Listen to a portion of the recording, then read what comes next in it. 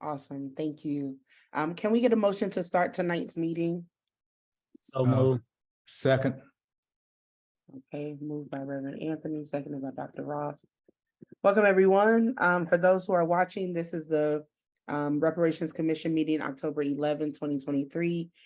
These virtual meetings serves as a planning space for the commission in preparation for our next in-person meeting, which is October 28th of this month.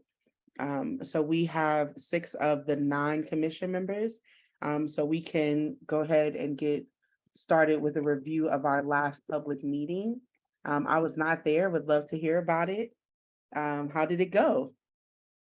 Any thoughts, reflections on that? Walter Johnson was outstanding. Second that. Yeah, he really was absolutely focused on identifying why we need the reparations opportunities to develop them based on our input and where things could go right or go wrong. So he couldn't have been better as a speaker. It really resonated with us as a commission and the audience. It was just ideal. I thought the those from the community who attended appreciated his presence as well. And it also seemed to me in this meeting, there was a different kind of tenor in the room, the questioning, and people's responses seemed to be a bit heavier than before, not combative, but heavy in the sense that there was even one comment about, is the commission wasting its time? That level of questioning, how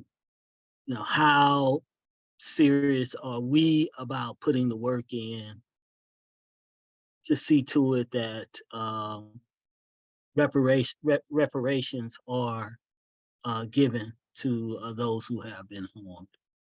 And so it was like that sort of questioning was happening during the evening that I thought was different from some of the earlier meetings that we had been in. But I thought overall it was a fantastic meeting for gathering information and hearing from Dr. Johnson and his work. Let me say, I was really struck by the number of people that talked about their neighborhoods and their communities. There was a gentleman from Fountain Park who talked very passionately about his community. Yeah. There was a gentleman who was from, I think he said he was from Walnut Park, but he talked about some of the streets in Jeff Vanderloo that had been basically depopulated. And there was another woman who talked quite a bit about her conscious decision to move into Hyde Park. And there was a lot of passion about neighborhoods and communities that I hadn't heard a lot before. And I was really struck by that. Yeah, with some new faces there that I don't recall seeing in prior meetings. Quite a few, yeah. Yeah, I was just looking at my notes, and the one comment that really I thought was profound was the need for the Reparations Commission to look in the future as much as it looks in the past. That as we structure reparations, we think about how do we truly sustain the effort to repair the community. And that means really a change in policies, not just in systems, but in the actual policies that are ongoing. And I think that's going to be excellent advice going forward as we think about how we work with policy, the policy arm of the mayor, as well as the policy think tanks in our community, both at WashU and at SLU and AMSL. Yeah, I would agree with all this here. I feel like there's been an evolution in these meetings, and it's interesting because there are some people who have attended regularly, but we're hearing a lot of new voices. So it's not a direct evolution necessarily, but it seems like there's an added weight to what people are saying. I mean, both in terms of what Gwen's saying, in terms of people speaking pretty specifically and often urgently about communities, but I felt exactly what Reverend Anthony was talking about, where there was also more of an urgency around thinking about the mission of what we're doing. And also, I mean, the call was really beyond our year, what's going to happen, and making sure that we're advocates for not only proposing recommendations that are effective, but also seeing them through. There's a very pointed question about why we don't see any alders at our meetings, which seems like a very good question to ask. And so I think there's some sense of, how invested is the city in this process? And, that's something that maybe is a backdrop, but I hadn't heard quite as directly and urgently as this past meeting. Yeah, powerful reflections. And agree, those are strong questions. And what we don't want is for the public to become disillusioned with the process as it's still going on, and feeling low faith in it because of what appears to be sort of a lack of buy-in. And so I think those are strong reflections. Go ahead, Jada. Okay, so I don't want to just acknowledge that, but I want to know, like, how can we change that as the viewpoint? Like, what is it that we need to do to, like, because I definitely feel like that I could put forth more effort or do something more if I need to, just give me the assignment. And I definitely think that I could even just do better with just getting the word out there more. Cause like I'm very much like I'm gonna show up and go to events and hand out flyers type of person and let people know that this is what's going on and that you guys' voices are wanting to be heard. So yeah. And even with the alder, making sure that we get some alders in the room. To be honest, I don't even know what alders are. So educate me. But yeah, we need to do Yeah, that. alders are the board of aldermen. They're essentially the city council. Mm-hmm. So there are 14 of them. And we had at New Northside, there were 2 that attended one meeting. Alderwoman Alicia Sanye was present. And at least I remember that she came to one in New Northside. But I think that the commission can send an invitation to electeds, including the mayor, for them to join us at the next the remaining meetings as both a desire from us as the commission members, right, and as a show of force and legitimacy, legitimizing us to the community and their wishes, right? Like this is something that the community is calling for, because this process, we don't want this report to be something that just sits on the shelf, or we don't want these recommendations to just be in name only, right? We want there to be full action behind it. So I think that as an intervention, we can certainly do some strategic outreach ahead of our October 28th meeting, to have more presence from the city. I wish we would have had some forethought with that for this past meeting, because you had a scholar in the room, and the voices that were coming to the microphone were raising some great questions and thoughts around reparations. But that's that's Yeah, past. I mean, the great thing is like that these meetings are captured Yeah, I was and going to say are that. archived where people can go back and watch them. And we don't know who's watching virtually. That's the other side of the coin, is we don't know who's not present physically, but is watching the video stream, like tonight. And so, but I think that we can make a request for it in person, to the mayor, to the president of the board of aldermen, to members of the board, around attendance as we move through the rest of this process. And I think that's a good that is a good accountability request from the general public to notice that and then ask for that. Because it shouldn't be that this report is a surprise, because we've been going through this process in a very public and open way. And so I think there can be real a show of buy-in through the process, not just once it's all complete. I agree with that. I think a memo from all the commissioners should go to the mayor and all of the aldermen and alderwomen, stating that the request is coming not just from the commission, but from the public. They want to know that they're all the people, Alderman Caucus is involved and attentive to this issue. So I think the memo should go out, and irrespective of how the response is, what the response is, we can say that we have reached out, and the ball is in their court if they want to be held accountable and show up to these meetings.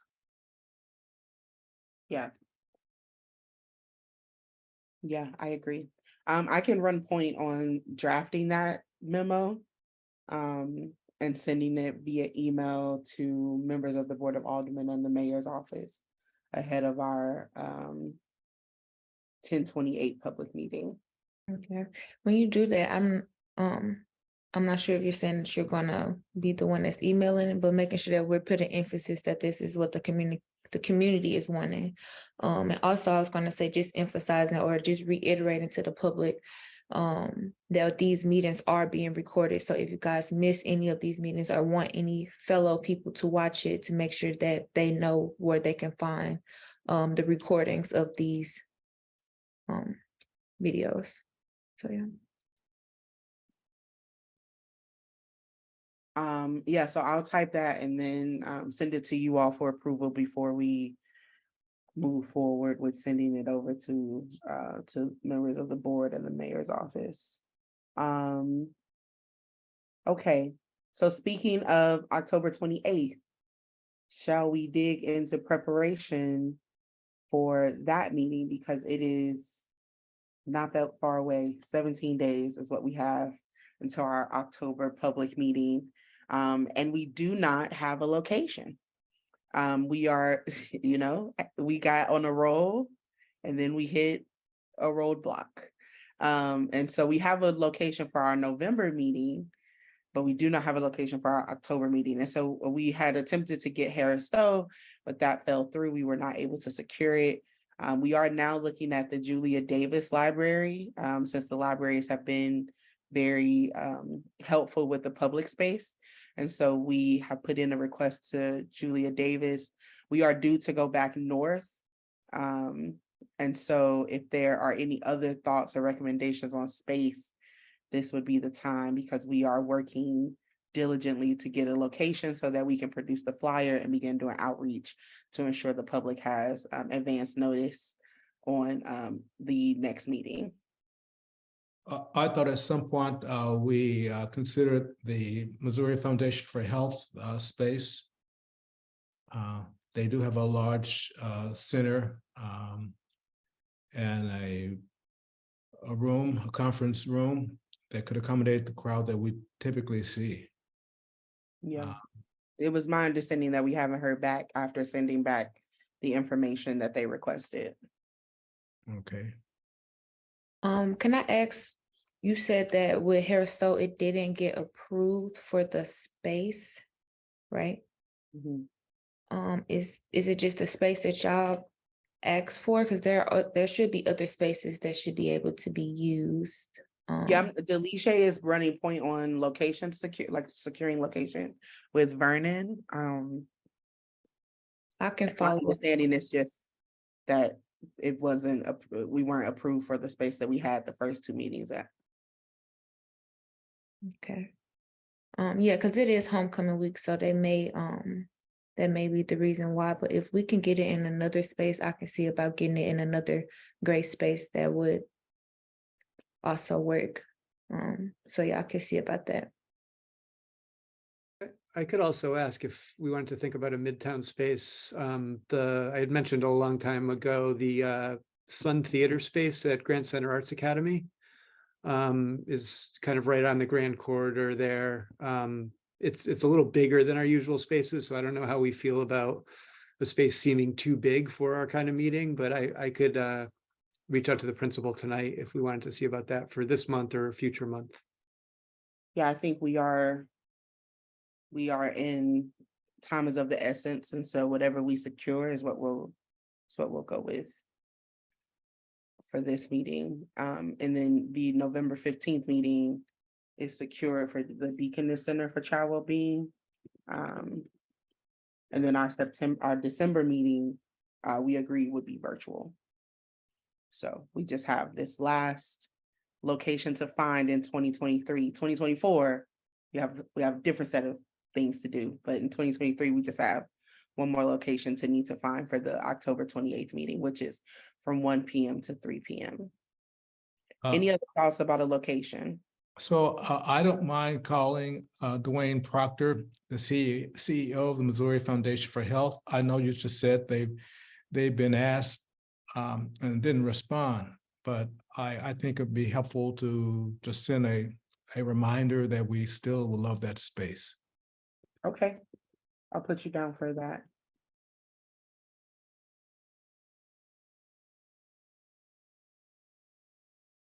That Dr. Ross will follow up on MFH's space, and that Professor Cunningham will follow up about the Sun Theater at the Grand Arts Academy. I'm never going to be able to fix it mentally. And then we are also looking at the Julia Davis branch. Where is the Julia Davis Library? It's on Natural Bridge. The Natural cross street is Newstead. that Taylor? Newstead. Newstead, yeah, Natural Bridge and Newstead. Okay. So it's right up the street from Fairground Park.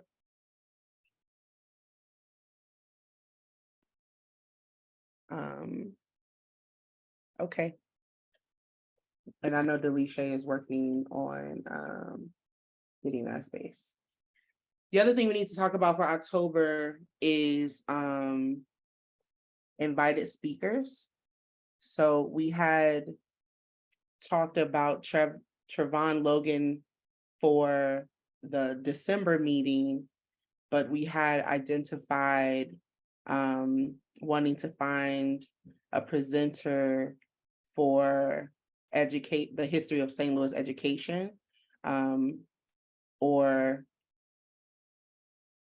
the carceral state, which we talked a bit about the carceral state. So I don't know if we need to go deeper into that, but I know education was still one of the topics that we wanted to cover. Do we have any recommendations of local presenters? I also know that we talked about Colin Gordon.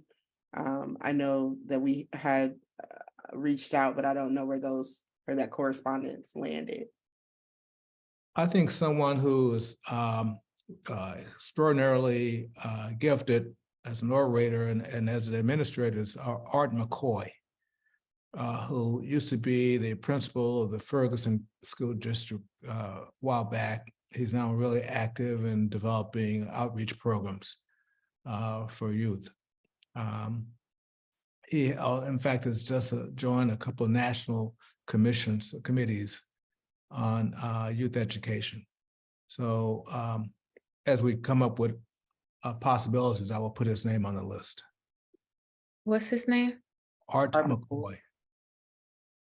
Art as in A-R-T? Yes. Do you know him, Kayla? Yeah, I know. Okay, so we have Art McCoy. Any other thoughts on presenters? I'm trying to find our notes from the previous meeting because I know we had ideated around a couple names. But the last meeting I have is, this was the last meeting in September. Yeah, we didn't. Someone from St. Louis U had been mentioned previously. I could be wrong. Someone from St. Louis U whose name came up. I think I remember who you're talking about. think Delisha, she sent it in the chat last time. Let me see. Yeah, well, while we're looking that up, anyone else have any recommendations? And even if it's not education, it could be a different topic, but you know, we had floated that education was something we wanted to talk through. I had mentioned before, this wouldn't be squarely about education, but Jeff Ward, who's in African American Studies here at WashU, does a lot of work around memory and memorialization and legacies of violence in St. Louis. He heads up the WashU and Slavery Project. So, I mean, there's a variety of things that he could speak on, and I work with him directly in a bunch of ways, so I could very quickly ask him and get a response right away. Unlike with Trevon Logan, I will say, I did write to him after the meeting, we discussed it, and I didn't hear back from him. I can write again and try to follow up, but if we went Jeff's direction, I could easily get a response back right away. I think that would be my preference. I agree. He's an expert. He's here. He's local. He Yeah, knows. could you what's reach out to happening. him? Yeah, I can reach out to him right away. Yeah, I don't know if anybody heard, he was on St. Louis on the Air yesterday, following up on the Valley Park resistance to a lynching marker that I touched on briefly in my presentation at our meeting. That's kind of continued to snowball because they've continued to try to block the marker. And so anyway, Jeff and someone from the Greenway was on St. Louis on the Air yesterday. It was a really effective episode. And a conversation. So at any rate, and what meeting would this be for again? Are we trying to fill right This now? would be 10/28. So this upcoming meeting. Okay. Yeah. Yeah. I think I could Tell him, get Jeff please. to, I think I could get him to turn around on quick notice if we Yeah, want. tell him the commission and former African American studies student said, please. That will help a lot. I will do that. Yes. Yeah. Okay, so we're gonna hone in on Jeff Ward as a presenter, and he will get back to us about topic because he can speak to an array of things. But I do think that the piece around we actually hadn't talked about enslavement, the peer, you know, as like we hadn't gone deep into that as a conversation, and it has been brought up by several of the members of the public. And so, yeah, I think that could be an interesting conversation. And then we can shoot for Colin Gordon in November for the November 15th or the December 13th, because I know that name had remained on our list. And then also reach out to Art McCoy for those remaining 2 meetings to see if we can land those 2 speakers. We do have at least 2 meetings in 2024 where we could have presentations, though I think that the 2024 meetings will be shaping up to be much more about the report and feedback and opening up that conversation to the public so that we can have edits and things done to the report. Assuming that we have some drafts by January, which we will. I'm confident that we will. But so it seems like this 2023 we may be culminating in our speaker, our sort of special speaker flow that we've been in around these meetings. I agree with that. I think that we conclude with speakers this year. We need to have substantial amount of time devoted to the writing, drafting, editing, starting in January.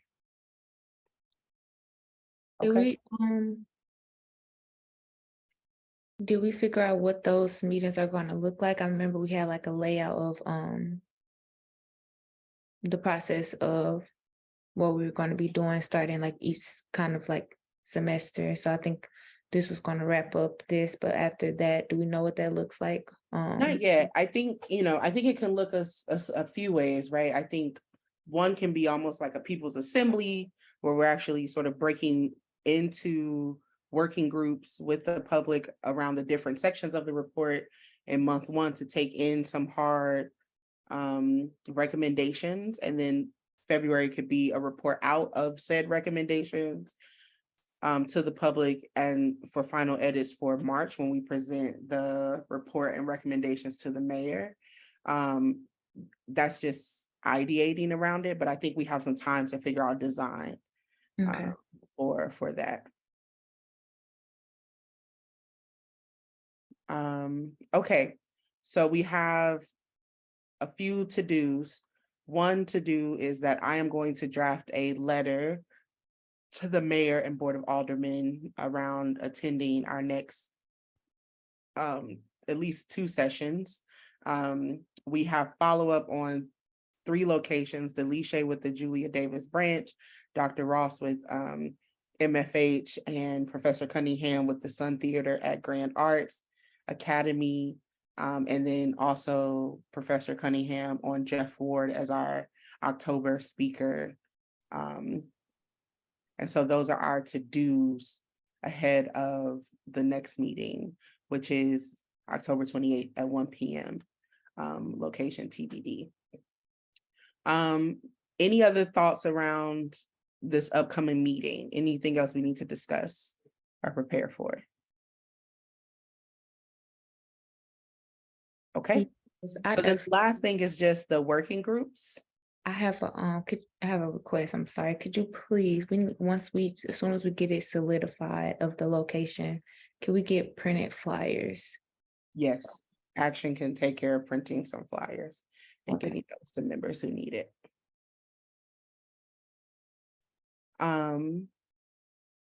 Okay, and so then working groups. At the top of the call, well, before we started the call, the working group 1, who's focused on events and community engagement, you all have scheduled your first meeting or are in the process of landing the final time for your first meeting. Okay, and just as a reminder, the goal of that is really preparation for public events. So we need to be thinking about November and December, like getting those things done so that this space can be much more used for the report out recommendations, things like that.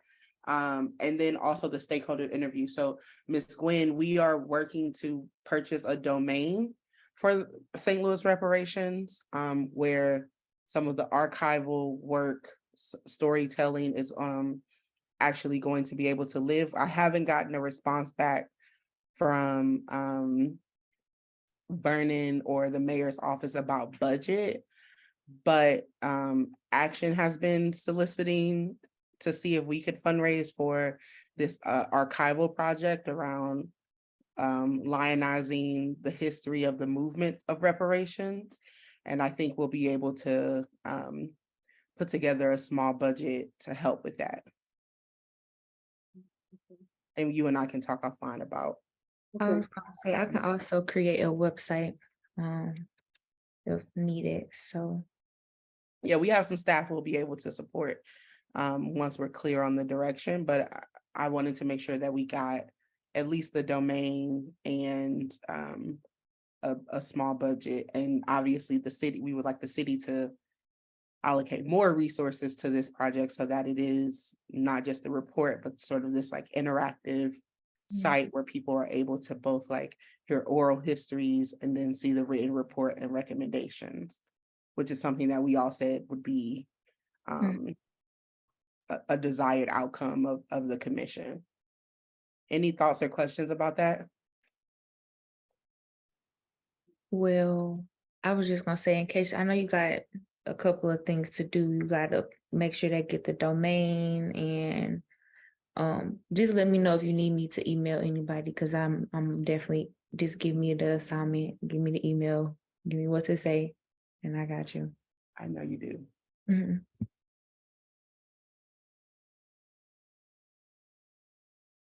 Ms. Gwen, how does that sound about the oral history project? Yeah, I'm just, I just like to know a little bit. I'm all for that. I'm always for oral history. Because I think that's where you get really, that's where the story really lies, in people's testimonies. So, yeah. I just want to know some of the details that we can Yeah, talk. I think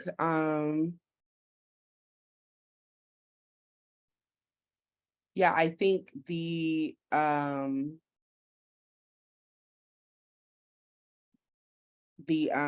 goal, I don't have a shape for what I think it could look like, but my hope is that we've had several, even our brother from Mill Creek Valley who told the story of his family and what they've encountered, right? Like thinking about that as a both personal story of like things that we want to capture in history, and then this sort of public the arc of time that has gone into fighting for reparations locally. So organizations that have done that over the decades, having some of their leaders come in and sort of talk about what reparations is, why St. Louis needs to be in that conversation, what the work looked like to get us to this point.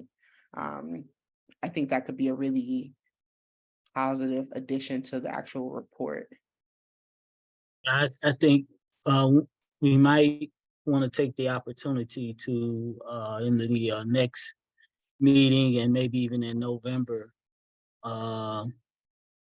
get people's contacts who have been attending Mhm. the meeting, which will give us access to who we Yeah, want to have participate in yeah. that particular project.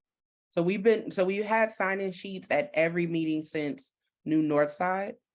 So we Mhm. have a database of Action has Mahela has a database of all the attendees who've come. We don't have the Harris Stowe sign-ins, but I think we've recaptured most of the folks who came to the Harris Stowe meetings. There may be a couple who came to those meetings and haven't been back since, but I think we could at least even go back through the audio recordings and listen for the names to make sure that we're grabbing those folks. And so, yeah, so I think that this is a creative project. And so this is something that working group could be really thinking about as as sort of supplemental to the actual written report. And some of those oral stories can be woven through the report. So like when we talk about housing, like I'm positive the report will talk about housing.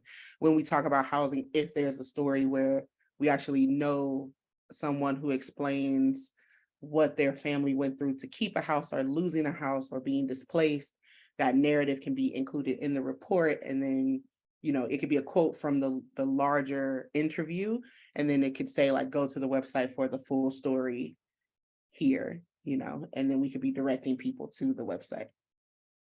I think that's great, and even if we could figure out a way to include Walter Johnson in Mhm. that as well. So yeah, no, that's Yeah, great. and it could also be some like political education where we go back through the presenters.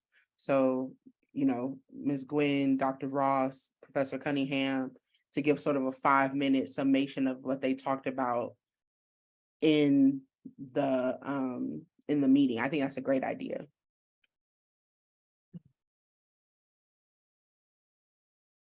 Yeah, I think we could talk about that more during our next working group meeting. And so yeah, I'm looking forward to that. I'm sad I'm not on that working group because that sounds exciting, you know? Yeah, It I sounds have to very exciting. apologize. I'm gonna have to break off for another Okay. session. I have to drive to another meeting. Okay. So regarding the second working group, we gonna talk a little later about Yeah. scheduling that. We are trying to land that. I know you responded to the email, Dr. Ross, and so we're gonna see if that time works for Okay. David and I, and then we'll land that meeting soon. Okay. Okay, sorry, I have to drop off. No But I problem. think everything's Safe been really travels. productive. I'll see y'all soon. Yeah, safe All right. travel.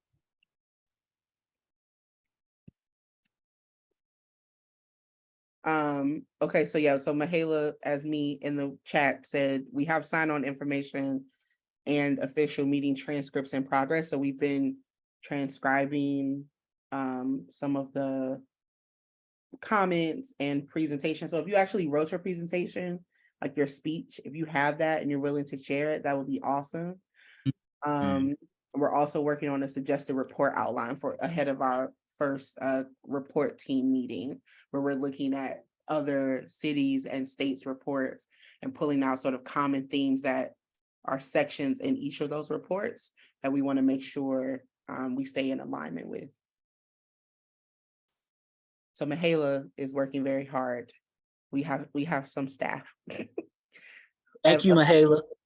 Of action, but we're doing what we can. We're doing what we can. Okay. Anything else we need to talk about as far as the working groups go?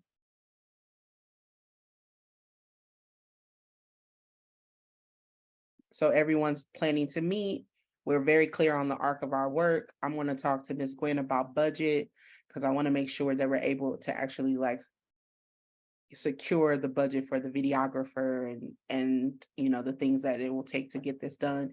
I also think that there's like, if we put out a call for like volunteers on this project, there is a robust artist community here that may be very excited to get in a connection to this part of the project.